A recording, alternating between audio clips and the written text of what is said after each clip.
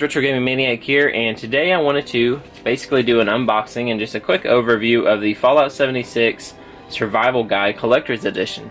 This is basically the hardback to the Fallout 76 Strategy Guide that came out. This is the Vault Dweller Survival Guide. I actually got this at GameStop, as you can see, for $24.99. Normally it's $50, so GameStop is basically trying to give anything Fallout 76 away, including the game. The normal strategy guide for this is a paperback, and it usually runs for about $29.99. I've been wanting to get it, but I just did not want to spend $30. So when I saw the $50 version marked down to $24.99, I knew I had to get it. What makes this the collector's edition, I guess, is it being hardback. On the back, it looks like it comes with a map. We'll go ahead and show you a up-close view of the back here.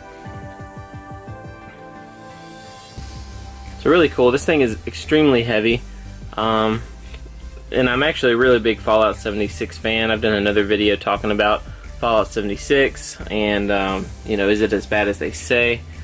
And I'm really enjoying the game. I know a lot of people do not like it, but for me it's a game that if you give it a chance and you can overlook some issues, I think you'll have a lot of fun. So let's go ahead and open this thing up.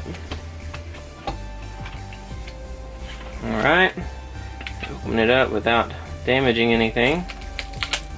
There we go. I have not got a chance to actually open this up and look at it prior to this video, so this is pretty cool. I have looked at the other strategy guide briefly, but not this one. Okay, let's throw that away. Alright, so it's got a nice feeling to it. It's just like standard hardback. I'm actually going to keep this. This is just the thing we were looking at on the back. There's nothing really on it. Let's see. Here is the map. Let's go ahead and look at that. Looks like we got a digital bonus. I'm going to set this over here till I figure out what it is. I don't want my code getting taken. Sorry, guys. Alright, and here's the map. Very, feels like paper. I mean, not much to say about it. Let's go ahead and open it up. It's a pretty big map, though. It's relatively thick. Let's see. That's what she said. What else we got here?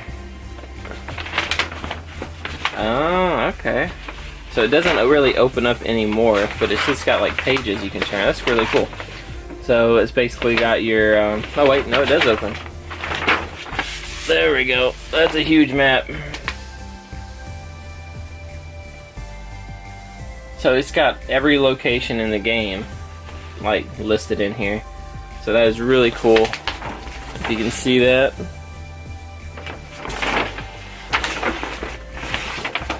Fold it a little bit so you can take a look there. But basically, yeah, it's just got the games, different locations listed and all that, so that's really cool. And then on the other side you have a standard map as well. So it's a map on either side, looks like. It's got a list of primary locations on the front side, and then secondary locations on the back side. So really cool.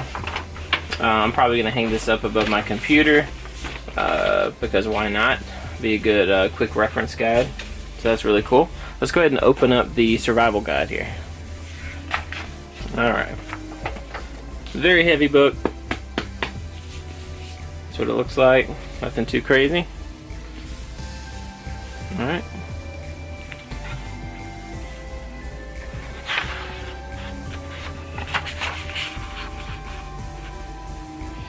Let's see, this is the project leader. Basically a quick note from him. Pretty cool. If you want to read that, you can.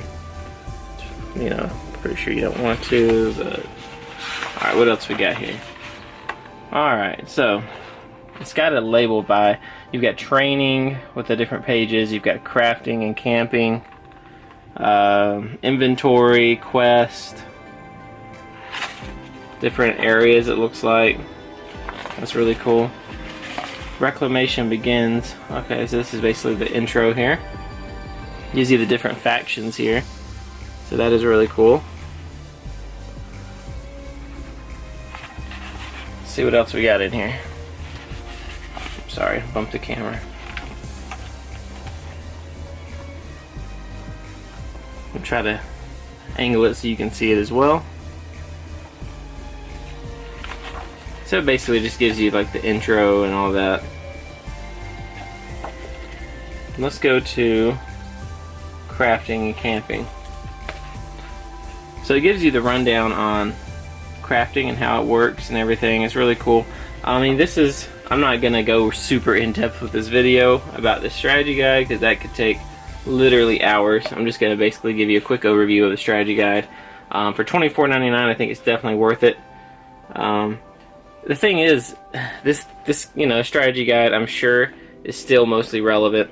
But as it is being an online game and they release updates and everything, I'm sure some of this is no longer relevant.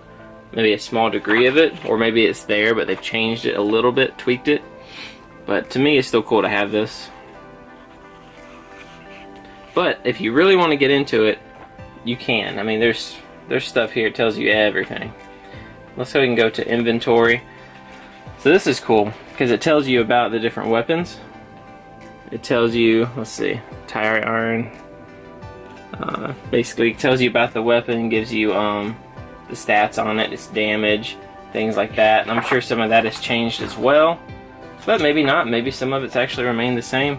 But it's cool. It gives you all the different weapons in the game, except for the ones that people have found in the developer rooms. I'm sure that's not listed in here. But check this one out, the guitar sword. That is kind of cool, actually. I've not seen that one. What kind of damage does that do? Only 40 damage, okay. There's a Deathclaw gauntlet, that's cool. Cultist blade, I actually have a smaller cultist blade. That one actually does 29 damage, not too much, but let's see what else we got in here. So that's really cool. And it's divided by like color-coded sections, so that's what I'm doing, and I'm basically just going over the first couple of pages of each section. So this was the inventory. Let's go ahead and go to the next section, which is the quest. This is actually kind of cool. It gives you a rundown of all the quests, the order in which to do them, probably some backstory, helpful hints. So really cool stuff, especially if you really want to dive into the Fallout story. A lot of people say that there isn't really a story, but there is. Let's see what else we got here. Let's go to the green section. That's the Atlas. This is basically going to be an overview of the map and different locations, tell you about it. For example, like for Green Country Lodge, it tells you what collectibles are there, what kind of dangers you have to look out for, like, radiation, the items in the area, enemies to expect, threat levels. So it even tells you like the level of the enemies you're going to find. So 1 through 5, meaning that this Green Country Lodge is more than likely a low level area. So that's really cool. And it gives you a little more information on the location there. So that's really cool. Let's go toward, what do we got here?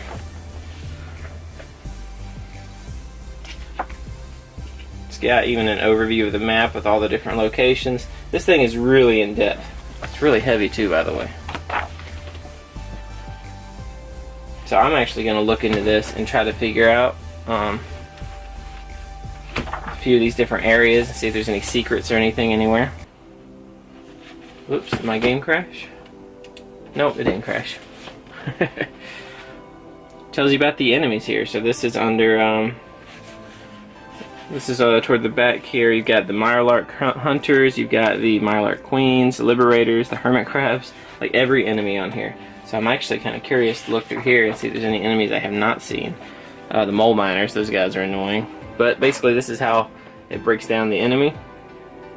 See if we can get it to focus there. Shows you a picture. It's really cool. Gives you some information on them. Really cool, actually.